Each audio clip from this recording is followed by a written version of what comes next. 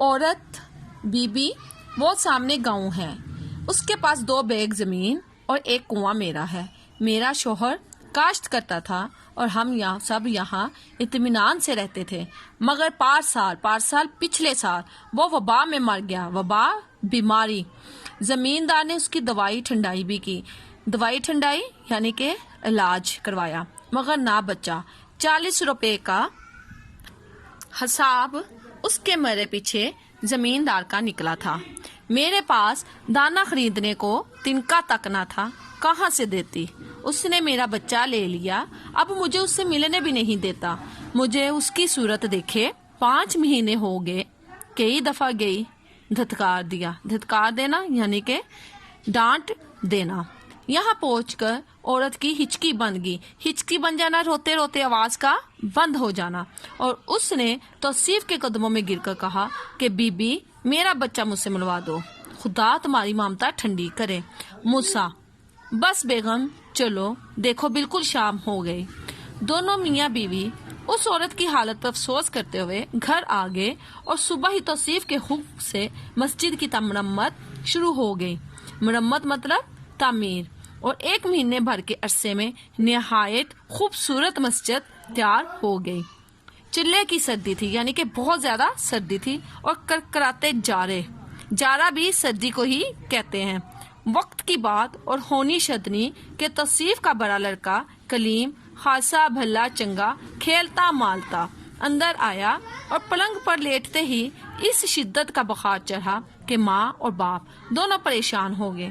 Doctor, حکیم، یہ وہ، المختصر شام تک 20 آدمی جمع ہو گئے۔ 12 برس کا بچہ اور پہلونٹی مطلب سب سے پہلی اولاد کو پہلونٹی کہتے ہیں۔ دونوں میاں بیوی کا دم ہوا تھا۔ علاج جس قدر توجہ سے ہوتا تھا، اسی قدر حالت ردی ہوتی جا رہی تھی۔ حالت ردی ہونا یعنی کہ حالت بہت زیادہ خراب ہو جانا۔ 3 دن اور 3 رات یہی کیفیت رہی۔ دنیا بھر کے جتن کر ڈالے، جتن کرنا، کوشش کرنا، مگر حالت میں کسی طرح فرق نہ ہوا، اور نوبت یہاں تک پہنچی کہ خود ڈاکٹر بھی مایوسی کی باتیں کرنے لگے۔ چوتھے روز جب کلیم پر بے ہوشی طاری ہوئی اور توصیف کلیجے پنگھون سے مار رہی تھی، اس کو اس عورت کا خیال آیا جس کا بچہ 40 روپے کے واسطے اس سے بچھڑا ہوا تھا۔ 3 دن کے 3 بجے تھے کہ عورت اپنے بچے کی یاد میں اپنی جھونپڑی میں خاموش بیٹھی آنسو بہا رہی تھی۔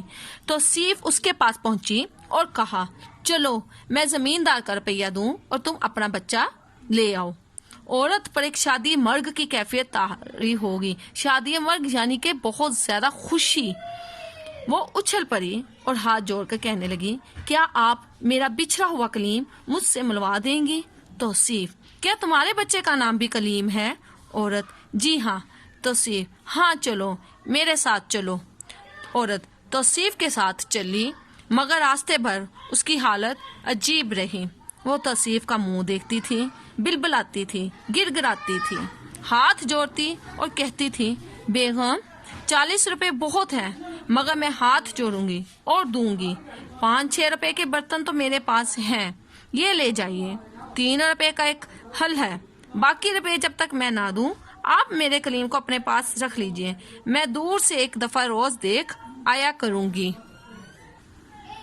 توصیف اپنے بچے کی علالت مطلب بیماری میں اس درجہ مستغرق تھی، مشغول تھی کہ اس کو دنیا مافیا کا ہوش نہ تھا۔ وہ کسی بات کا جواب نہ دیتی تھی، نہ دینے کے قابل تھی۔ زمیندار کے گھر پہنچی تو توصیف کی صورت دیکھتے ہی اس کے اسان جاتے رہے۔ اسان مطلب اس کے ہوش۔ اس نے روپے دیے تو کہنے لگا، حضور آپ نے کیوں تکلیف دی، میں وہی حاضر ہو جاتا۔